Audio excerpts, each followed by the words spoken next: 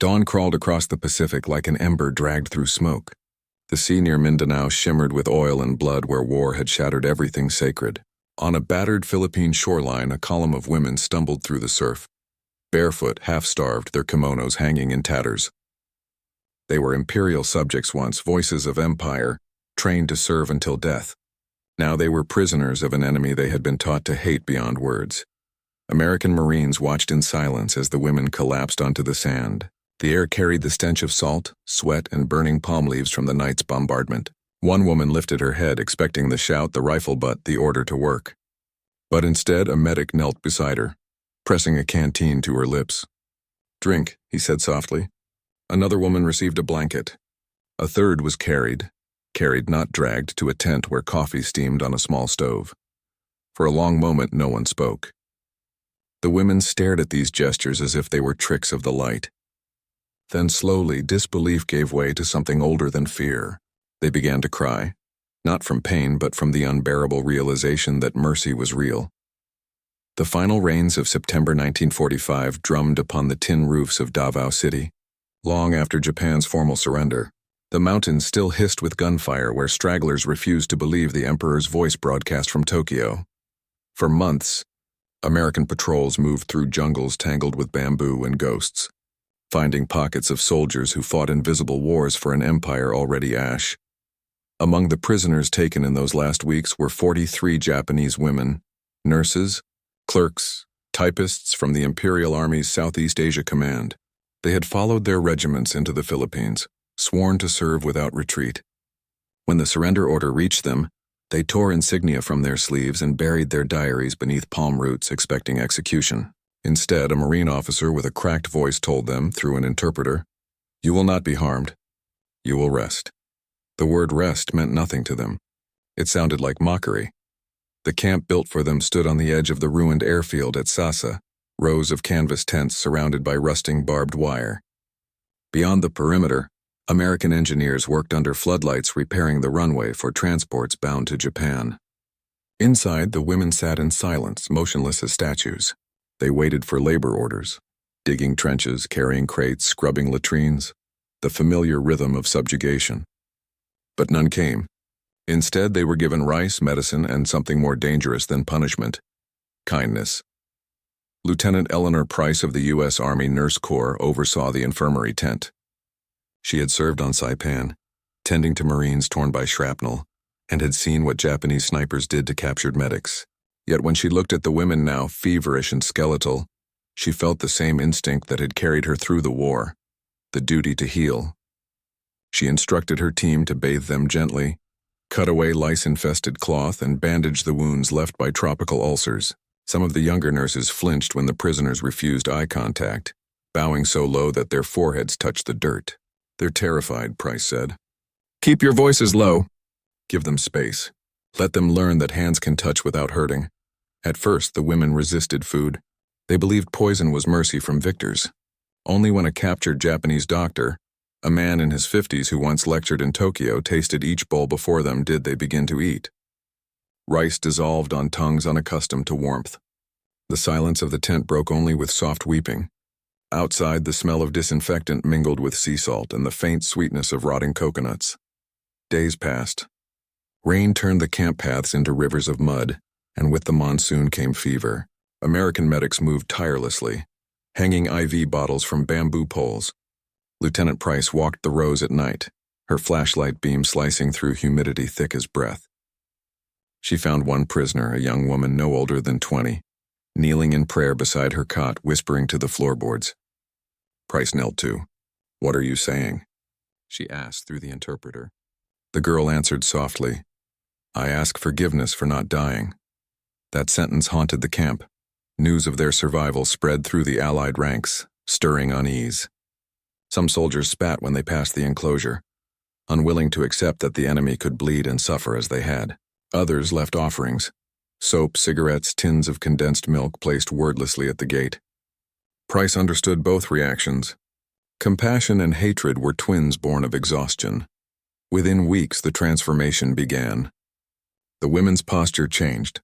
Eyes lifted. Laughter, brittle at first, slipped through the canvas walls when rain softened. They discovered music again, a harmonica found among supplies, its notes wobbling through the night like the sound of something relearning how to live. The Americans called them the Silent Choir. By Christmas, they sang. Among the prisoners was Sergeant Naoko Tanaka, former communications clerk for the 30th Infantry Regiment. She had spent the war transcribing orders that condemned men to die by the thousand. Her hands trained to obey without pause. Now those same hands trembled when holding a teacup. She watched Lieutenant Price from a distance, fascinated by the ease with which the American woman spoke to men, gave commands, laughed without lowering her head. One afternoon, Tanaka approached her, bowing deeply. "Why do you treat enemies as friends?" she asked through the interpreter. Price studied her face. "Because the war ended," she said, "and because I don't want to start another inside myself." That night, Tanaka wrote the words in the dirt outside her tent and stared until rain erased them. By February 1946, repatriation lists arrived. The women were to be sent back to Japan aboard U.S. transport ships carrying hundreds of prisoners. Many wept, not from joy but dread. In their homeland, surrender was shame beyond forgiveness. Families might disown them. Neighbors might spit. Some begged to remain as laborers in the Philippines rather than face disgrace. Price met each plea with the same quiet firmness. "Go home. The world needs you alive."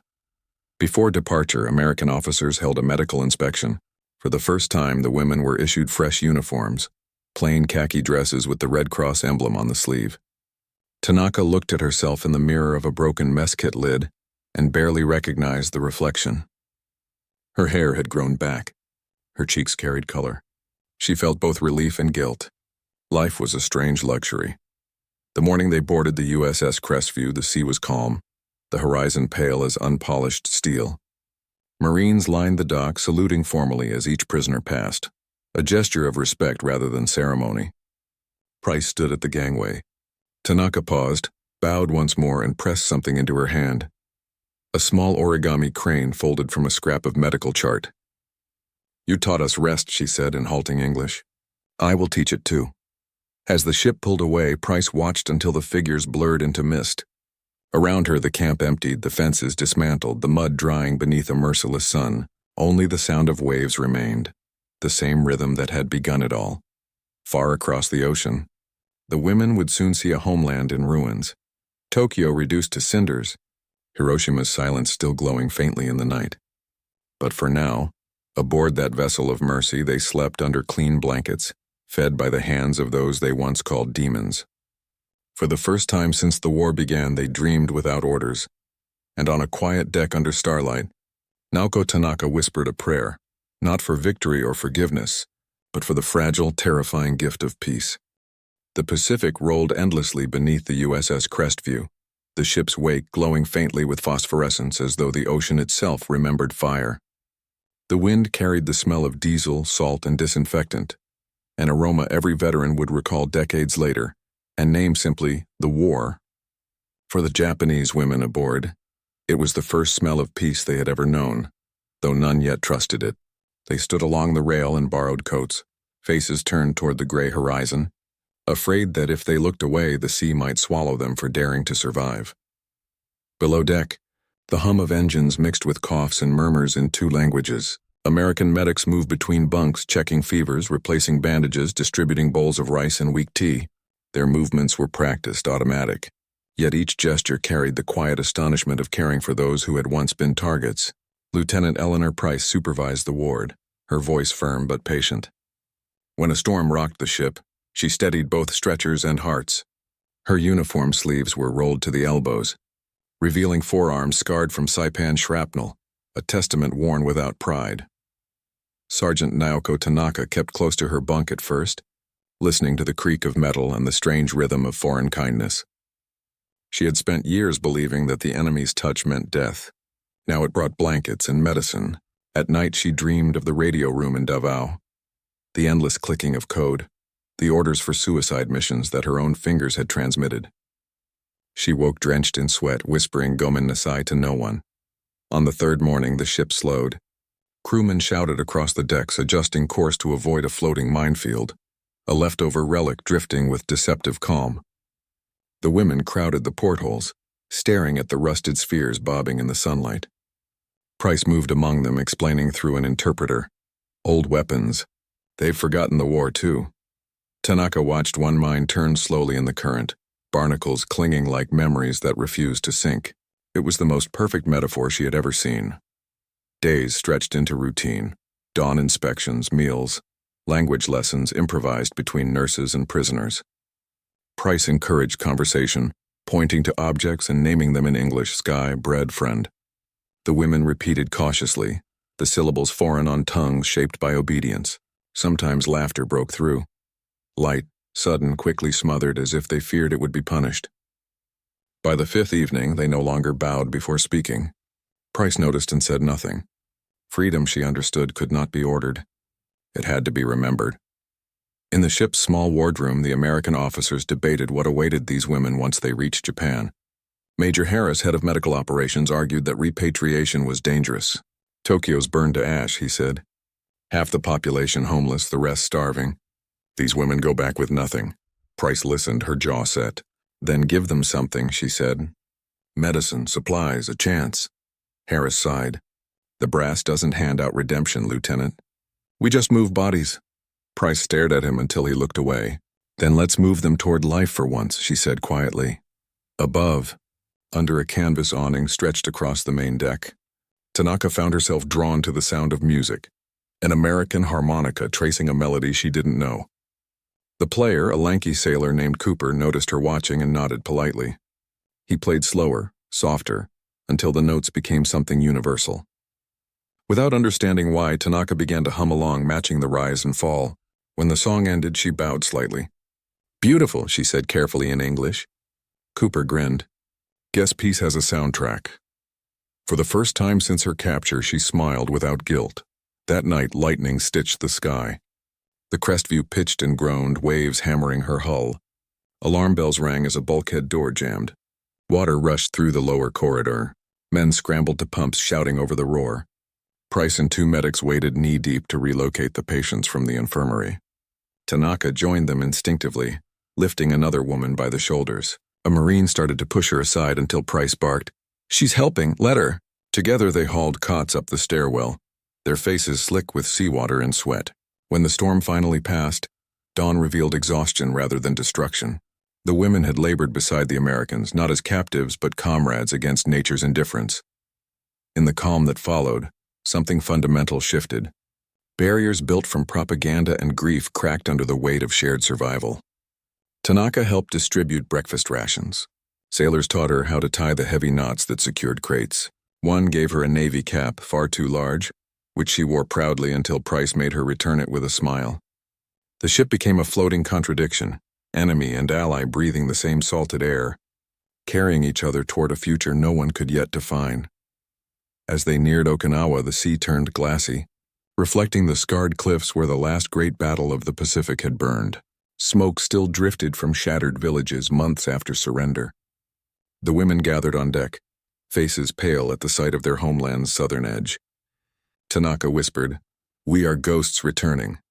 Price stood beside her, binoculars raised. "Not ghosts," she said softly. "Survivors." They anchored briefly in Naha Harbor for refueling. American officers came aboard, delivering orders sealed in manila envelopes. Among them was a small parcel addressed to Price, 2 letters and a photograph from headquarters in Manila.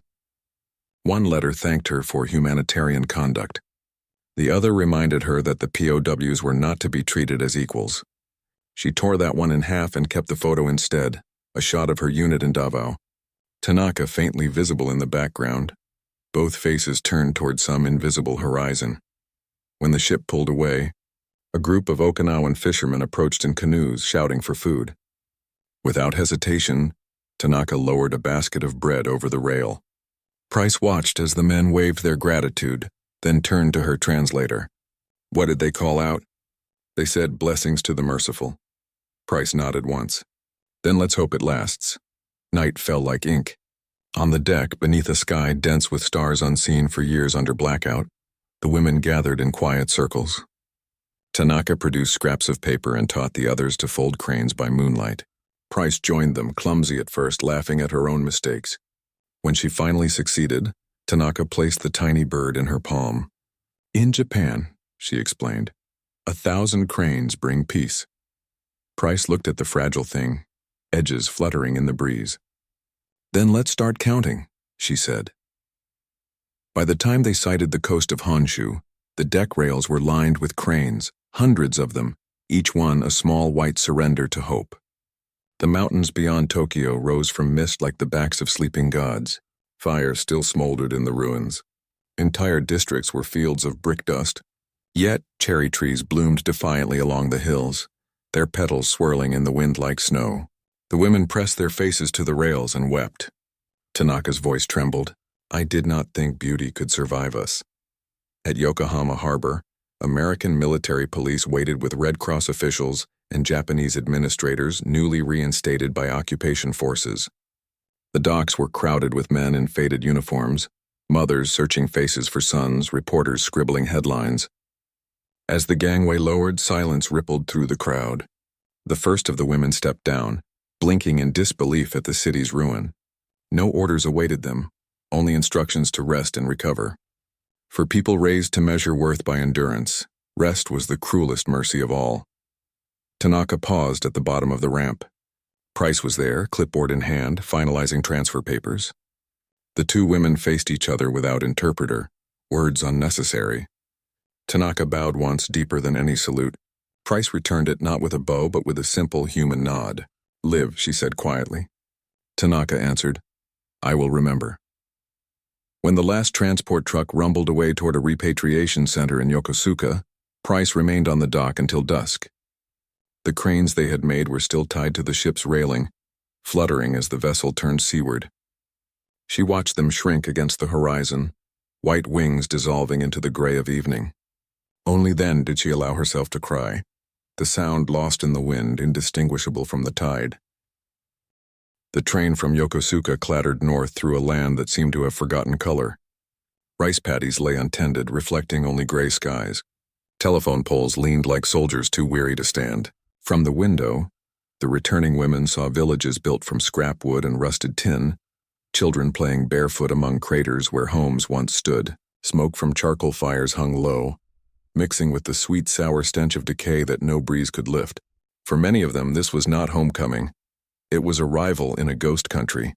Sergeant Naoko Tanaka sat rigid on the wooden bench, her hands folded tightly in her lap. She wore the plain khaki dress issued at the repatriation camp, a garment too large as though even fabric hesitated to claim her. Across from her, an old man in a tattered student uniform stared silently, the blue of his eyes replaced by milky cataracts. He could have been anyone's father or everyone's loss. When the train passed the ruins of Kawasaki, the smell of burned oil seeped through the cracks. The old man began to cry soundlessly. No one looked away. Grief had become a kind of weather. At Tokyo Station, the platform seethed with humanity. Refugees, demobilized soldiers, orphans clutching bundles of rags. The roof was half gone, twisted girders open to the gray drizzle. A signboard still read, Welcome home victorious heroes, its paint peeling into irony. Tanaka stepped down into the crowd and felt the city's pulse, weak but stubborn, like the heartbeat of something too proud to die. The Red Cross assigned each returnee a ration card and temporary quarters in the Hibiya district, where former barracks had been turned into shelters. There, hundreds of women lived in rows of bunk beds, the air thick with coughs and the sound of pages turning as they searched lists for family names. Tanaka's own search ended quickly. Her parents had been in Hiroshima. The line beside their names read simply, No report. She folded the paper without reaction, placed it beneath her pillow and lay staring at the ceiling until dawn. Life in the ruins demanded new habits. Food arrived by U.S. trucks, rationed by weight rather than hunger. Queues stretched around blocks. Arguments erupted and faded like sparks in rain. Yet amidst scarcity, small rituals returned. A woman across the hall boiled barley tea for everyone once a week. Another sewed a curtain from parachute silk to block the wind. Tanaka began volunteering at the local medical post, sweeping floors, fetching water, watching American and Japanese doctors work side by side under bare light bulbs powered by generators that coughed like old men. The collaboration seemed impossible, yet it functioned, powered by exhaustion and necessity. One evening, as Tanaka carried supplies into the ward, she heard English spoken softly. She turned and froze. Standing by a cot was Lieutenant Eleanor Price. Her uniform was gone, replaced by a simple gray skirt and Red Cross armband, but the unmistakable poise remained. Price looked up, surprise flickering before recognition. "Naoko," she said gently, as if testing the name against memory.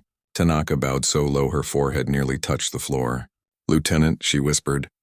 Price shook her head. "No ranks now. Just Eleanor." The reunion drew curious eyes, but the two women ignored them. Price had returned to Tokyo with the Allied Occupations Medical Corps, assigned to oversee civilian rehabilitation.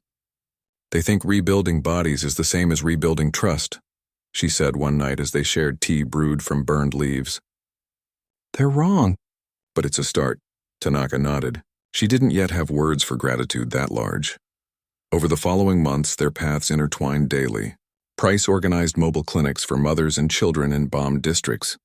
Tanaka translated, coaxed patients to enter tents despite suspicion. Together they walked through fields still littered with shrapnel, through alleys where makeshift stalls sold buttons and hope.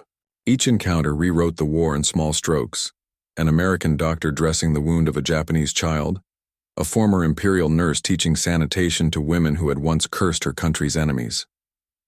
Compassion became its own quiet rebellion, but not everyone welcomed it.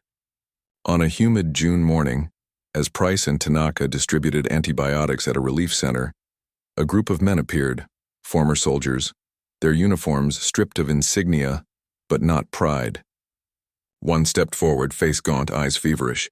"You shame your nation," he hissed at Tanaka. "You serve the occupiers like a concubine." Price moved instinctively between them, but Tanaka raised a hand. "No," she said in Japanese, her voice low but steady. "I serve the living." The man's fist trembled, then fell. He turned away, muttering prayers to ghosts who no longer answered. That night Tanaka wept in silence. Price said nothing, only sat beside her until the shaking stopped. The summer heat grew oppressive. Tokyo stank of ash and sewage. Mosquitoes bred in puddles where rain mixed with gasoline. The black market flourished, selling everything from American chocolate to morphine. Tanaka and Price moved constantly through this landscape of ruin, documenting malnutrition cases for the Red Cross. They saw infants with ribs like bird cages, old women collapsing in bread lines, men trading metals for rice. Each site carved something away inside them, yet also built something new, a stubborn belief that decency could outlast empire. One evening they climbed a hill overlooking the city. Below, fires flickered in metal drums, throwing light on walls still pocked with bullet holes. Price broke the silence. "When I was a girl, I wanted to be a painter," she said. "War turned everything into gray, but sometimes at this hour I see color again." Tanaka followed her gaze. The sunset bled orange over the ruins, and for an instant, even the shattered domes gleamed like gold. "Color returned slowly," she said, "like forgiveness."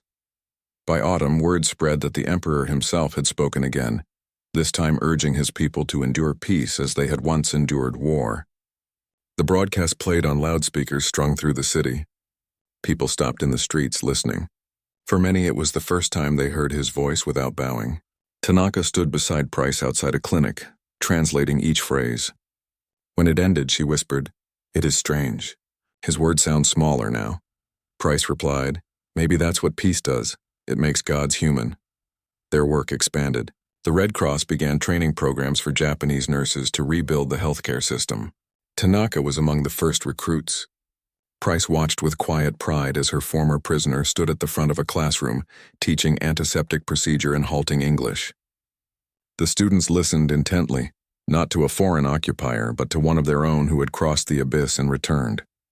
After class, Tanaka found Price outside, leaning against a jeep, smiling. "You see?" Price said. "You didn't need orders after all." Tanaka smiled back. "No, only permission to be human." Winter descended hard. Coal was scarce. People burned furniture for warmth. Yet in the wards, patients survived and infants cried, a sound once rare enough to make nurses stop and listen. On New Year's Eve, Price and Tanaka sat together in the clinic, sharing canned peaches from an American ration box. "To survival," Price said, raising her tin cup. "To remembrance," Tanaka answered. Outside, snow fell silently over Tokyo, covering rubble in temporary grace. But war's ghosts did not rest easily. In early 1947, Price received orders to transfer north to Hokkaido to oversee a new relief operation. She resisted, petitioned, argued, but the bureaucracy was immovable. The day of her departure, Tanaka met her at Ueno Station. The train platform was thick with steam, the air heavy with unspoken things. "You taught me rest," Tanaka said. "Now you teach me to continue." Price squeezed her hand. "Promise me one thing," she said. "When they tell you to forget, don't." Tanaka nodded, tears blurring the steam and faces. The whistle blew. The train pulled away. For months afterward, letters traveled between them, thin envelopes stamped by military censors, filled with news of rebuilding hospitals, of children surviving winters, of the first festivals returning to bombed towns. Price's handwriting grew shakier. She mentioned exhaustion, long nights, an ache in her chest that medicine could not ease. Then the letters stopped. No explanation, no return address. Tanaka wrote repeatedly, each envelope returning unopened. In the spring of 1948, a telegram arrived from the Red Cross. Price had died of heart failure during a snowstorm while escorting supplies to a remote village. Tanaka sat motionless for a long time, the paper trembling in her hands. When she finally rose, she walked to the small shrine she had built in her room, an arrangement of paper cranes and the American nurse's photograph. She lit a candle and whispered, "You told me to rest. I will, but not yet." From that day, she dedicated herself wholly to the cause they had begun. Under occupation directives, she helped establish Japan's first independent nursing council, translating manuals, organizing clinics, teaching new recruits that compassion knew no borders. People called her sensei, teacher, though she never claimed the title. At night, she continued folding cranes until her fingers cramped, each one a prayer for the woman who had shown her mercy when the world had none. Years later, when the occupation ended and Japan regained sovereignty, Tanaka stood at a ceremony in the newly rebuilt Red Cross headquarters. Officials spoke of progress, of alliance, of rebirth. When her turn came, she stepped to the podium and said simply, "Once I was a prisoner. Today I serve the free." The difference was a single act of kindness. The hall fell silent. Then applause swelled. Soft, uncertain at first, then rising like rain spring returned to Japan like a hesitant apology. The plum trees bloomed early, pale petals drifting across the blackened ribs of cities that still smoldered beneath reconstruction. Everywhere men hammered, women swept, children gathered bent nails to trade for food. The air was thick with the sound of hammers and the distant murmur of sermons. Priests preaching about rebirth, generals about discipline, and mothers about survival. Naoko Tanaka rose before dawn each morning, walking the half-mile from her rented room to the Red Cross Training Center. Her hair, once shorn in captivity, now reached her shoulders. She kept it tied in a knot the way the American nurse had once done. On her desk lay the tools of her new life. Medical charts, bottles of disinfectant, and a single origami crane bleached nearly white by sunlight. The others called her Sensei Tanaka now. She did not feel like a teacher, but she wore the title as armor against despair. The students who came to her were girls born during the war, barely old enough to remember its beginning. They carried notebooks stitched from scraps of paper, their pencils worn to nubs. Some still bore malnutrition's shadow on their faces, yet when Tanaka taught them how to dress wounds, how to sterilize needles with boiling water, their eyes shone with something the Empire had tried to erase. Hope that service could mean healing, not obedience. In April 1949, a delegation from the United Nations Relief and Rehabilitation Administration visited the center. Among them was a young American interpreter who spoke fluent Japanese. When he read the list of instructors aloud, he hesitated over Tanaka's name. "Were you in Davao?" he asked quietly after class. She nodded. "I was there when the prisoners were freed," he said. "My mother served with Lieutenant Price." The world narrowed to a heartbeat. Tanaka felt the past surge through her like an undertow. "She saved me," she whispered. The interpreter smiled sadly. "She saved many of us. I think she'd be proud you're still doing it." That night, Tanaka walked alone along the Sumida River. The cherry blossoms had begun to fall, drifting over the dark water like fragments of burned letters. She thought of Price, how she'd stood against the tide of hate, how she'd taught compassion without asking for gratitude. In that moment, Tanaka understood that her duty was no longer survival, but remembrance. The river flowed on, carrying ash and petals together toward the sea. By the early 1950s, Japan was reborn in metal and neon. American Jeeps had become taxis. Black markets turned to storefronts. The new constitution guaranteed rights that once seemed heretical. Yet amid progress, silence thickened again. About surrender, about shame, about the women who had served and suffered in places the victors forgot to photograph. When Tanaka proposed a memorial for female medical workers lost in the war, the Ministry of Health rejected it. "The people want to look forward," the official said gently. "Not backward." She bowed and left, but rage smoldered beneath her calm. Forgetting was another kind of death, she began to write. Late at night, in her small apartment above the clinic, she filled notebooks with memories. Hers, Price's, and those of the women she had trained. She described the camp in Davao, the ship, the cranes, the way mercy had felt heavier than chains. "History," she wrote, "is not a mirror but a wound. It must be cleaned or it festers." She sent the manuscript to publishers. They refused. Too personal, too political, too female. But she persisted, mimeographing copies by hand, distributing them among students. Each page carried her handwriting, fragile yet unyielding. One rainy afternoon in 1952, a letter arrived from the United States. It was from Eleanor Price's mother, now old and nearly blind. "My daughter spoke often of you." The letter read in uneven script. "She said you were proof that goodness could cross oceans. I kept her medals, but she would have given them to you." Inside the envelope lay a small bronze star, tarnished but gleaming faintly through the paper. Tanaka pressed it to her chest, tears cutting clean paths down her cheeks. She placed it beside the faded crane on her desk. Two nations' sorrows resting side by side. Years folded into decades. The young nurses she had trained became leaders in hospitals from Hokkaido to Kyushu. They called her Mother Tanaka, visiting each new year with gifts of rice cakes and photographs of children who owed their lives to her teachings. The war, once a wound, had become a scar across the country's conscience, visible but no longer bleeding. Yet for Tanaka, the ache remained, a low hum beneath every dawn. In 1960, television crews arrived at the Red Cross Hall to record a program about post-war medical reform. Tanaka stood before the camera, nervous under the glare. The interviewer asked, "Sensei, what inspired your life's work?" She hesitated, then answered simply, "A woman who taught me that healing is stronger than hate."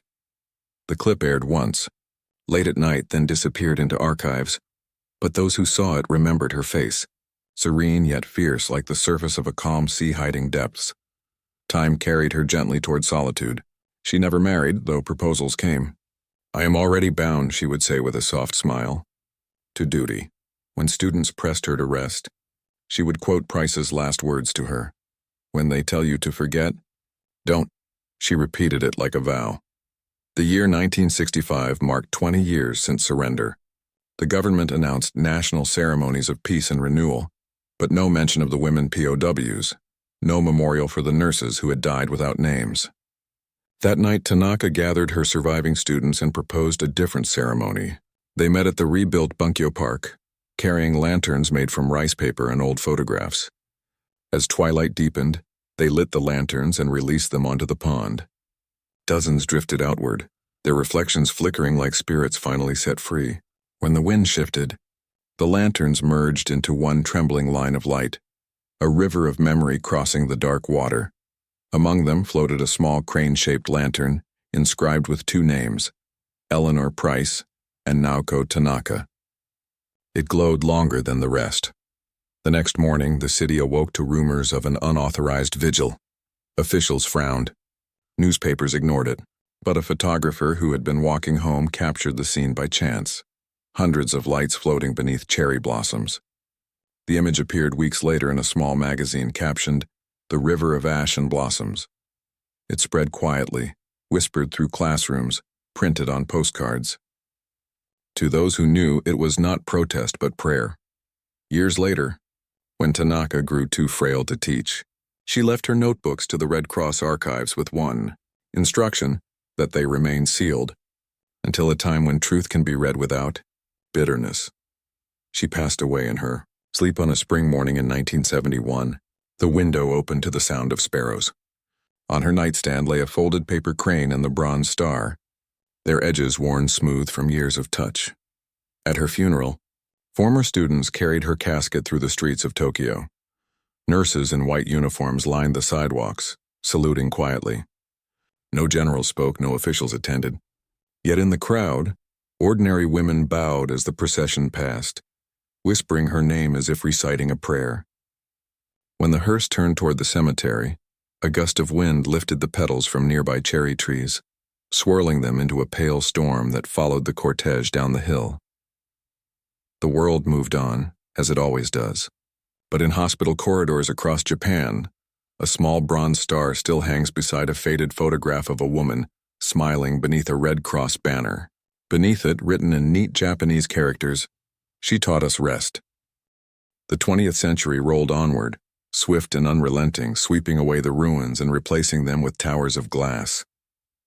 Tokyo became a city of neon, traffic, and laughter, its streets alive with the pulse of youth who had never known the sound of air raid sirens. Yet beneath that brightness, the shadows of the war lingered, quiet as the dust inside forgotten drawers. Memory, like embers, refused to die. In the spring of 1985, 30 years after her death, the sealed boxes from Sensei Tanaka's archive were opened for cataloging at the new Red Cross headquarters. A young researcher named Emi Fujimori lifted the first lid and froze. Inside lay stacks of hand-bound notebooks, their pages yellowed, edges curled with humidity. Each bore the same heading written in meticulous brushstroke, "The Women's Chronicle." Beneath that, smaller, almost shy in English, "For Eleanor Price." The archivists had expected case files, statistics, perhaps training manuals. What they found were stories, hundreds of them. Testimonies from nurses, prisoners, widows, children, sketches of the Davao camp, the USS Crestview, the makeshift wards under monsoon rain. Every page carried the tremor of hands that had witnessed both cruelty and grace. Emmy read until dawn, unable to stop. When she reached the passage describing the night of the lanterns, her eyes blurred with tears. "Peace," Tanaka had written, "is the courage to remember tenderness." News of the discovery spread quickly through academic circles. Journalists came, historians debated, critics argued whether compassion could be as heroic as combat. But for ordinary people, the notebooks were something simpler, a map to the hidden geography of mercy. Within months, excerpts appeared in magazines, then in a small translated volume titled "The River of Ash and Blossoms." It sold quietly, word of mouth carrying it farther than advertisements ever could. Across the ocean in Virginia, an elderly librarian named Margaret Price, niece of Lieutenant Eleanor Price, found the book in a university store. She opened it absent-mindedly, then froze at the dedication. "For the woman who taught me rest." She read the pages with trembling fingers, recognizing her aunt's handwriting in the reproduced letters, the tone of humor and gentleness she'd heard about since childhood. When she finished, she sat by the window for a long time, the evening sun warm on her face, and whispered, "She came home after all." In 1987, the Smithsonian Institution requested Tanaka's original notebooks for exhibition in Washington, D.C. For the first time, the intertwined lives of a Japanese prisoner and an American nurse were presented side by side, not as adversaries but as mirrors. Visitors moved silently through the gallery, past photographs of women in field tents, sketches of cranes folded from medical charts, and a bronze star displayed beside a paper one. The accompanying inscription read, "Two women, two enemies, one act of mercy that outlived the war." Veterans came in wheelchairs, their medals clinking softly in the dim light. Some wept. One old Marine, his hands shaking, pressed his cap to his chest and said aloud, "We should have known there were heroes on both sides." No one contradicted him. The room was filled with a silence so pure it felt like forgiveness. Back in Japan, the rediscovered story ignited a new generation of remembrance. Schools invited Emi Fujimori to speak. She carried a single paper crane folded from one of Tanaka's blank pages, using it as her only prop. This, she told students, was made from a record form meant to count the dead. She turned it into something that promised life. In classrooms across the country, children began folding cranes again, not as tokens of luck, but as acts of memory. The ritual spread, quiet and unstoppable. By 1995, on the 50th anniversary of the war's end, Japan held a public ceremony not for victory, not for defeat, but for compassion. In front of the newly built Peace Memorial Hall, a statue was unveiled. Two women standing back to back, one in a nurse's cap, the other in a simple field dress. Between them, their hands joined, holding a single origami crane cast in bronze. The plaque read in both Japanese and English, "For all who healed instead of hated." On that day, across the Pacific in a veterans cemetery in Arlington, a wreath of cherry blossoms appeared beside Eleanor Price's grave. No one knew who placed it. The ribbon simply read, "From Naoko." The groundskeeper left it untouched until the petals blew away on their own. History, once divided by borders, began to echo differently. Documentaries aired, letters surfaced, photographs once filed under unidentified women were matched to names. The image of the floating lanterns, once a forgotten magazine page, became an icon of post-war reconciliation. People who had never met spoke of Tanaka and Price as if they were family, the way one speaks of ancestors whose choices made the present possible. Decades passed. The world found new wars, new ruins, new survivors, but somewhere in each field hospital, in every hand that hesitated before pulling a trigger, their legacy lingered, the knowledge that mercy was not weakness but defiance. In 2010, an aging Emi Fujimori traveled to Davao in the Philippines to film a documentary about the site of the old camp. The jungle had reclaimed most of it. Bamboo grew through rusted barbed wire. The runway lay cracked and mossy under the monsoon sky. Locals guided her to a clearing where wild orchids had taken root. There, half buried in mud, they uncovered a small wooden crate. Inside were relics, a corroded surgical clamp, a faded Red Cross armband, and fragments of paper fused by time. On one piece, barely legible, were English words written in a steady hand. "They will rest." Emmy wept, the camera lens fogging with humidity and grief. Later, when the footage aired, that image, the hand lifting the fragile paper into sunlight, became the closing shot. Audiences around the world watched in silence as narration whispered, "History remembers the wars men fought. It forgets the mercy women taught." Until now. The following year, at the United Nations headquarters in Geneva, the Japanese and American Red Cross jointly inaugurated the Eleanor Price Naoko Tanaka Humanitarian Award, given annually to field medics and nurses who demonstrated courage under fire. The first recipient was a young woman from Sudan who had shielded patients during shelling.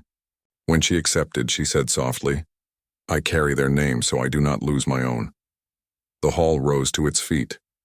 Now, in the 21st century, nearly 80 years since that morning on the beach at Mindanao, the world moves faster than ever, its memories stored in pixels instead of paper. Yet somewhere in each archive, in drawers marked World War II, the notebooks remain, smelling faintly of salt and disinfectant. Scholars handle them with gloves, whispering as though afraid to wake the past. Each time a page turns, dust rises like the breath of the dead, and the words wait patiently to be read again. On the last page of the Women's Chronicle, in fading ink, Naoko Tanaka had written one final entry. "War taught me how fragile the world is. Mercy taught me why it's worth saving. When I die, do not build me monuments. Teach one person to rest when they could hate, and I will live again." Beneath that, in a different pen, perhaps later, perhaps by another hand, was a translation in English, followed by two initials. EP. No one knows if Eleanor Price ever saw that page before she died, or if Tanaka copied her words as a kind of prayer, but their dialogue endures, written across time like twin voices on opposite sides of an ocean that once divided and now unites. Today, when tourists walk through the Peace Memorial Hall in Tokyo, they stop before a glass case holding two objects side by side, a bronze star and a paper crane. The lighting is soft, the glass etched with their names. Children press their hands against the display, leaving small prints that fade quickly. Guides tell them the story of two women who refused to let war define the limits of kindness. Outside, the cherry trees bloom again, their petals drifting across stone paths like silent applause. And if one listens closely, beyond the traffic, beyond the hum of the modern city, there is a sound not of mourning but of endurance, the quiet rustle of paper wings, the light that stayed.